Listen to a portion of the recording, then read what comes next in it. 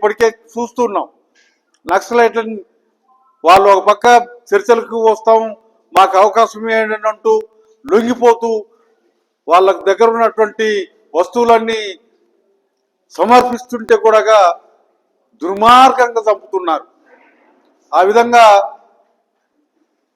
మోడీ గారు అన్నాడు,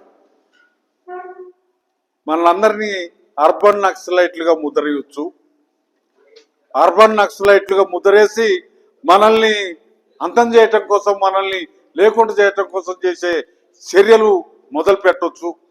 అందుకనే మనం ఇక మేలుకోకపోతే, మనం కలిసి ఉండకపోతే, కలిసి కదం తొక్కకపోతే మనల్ని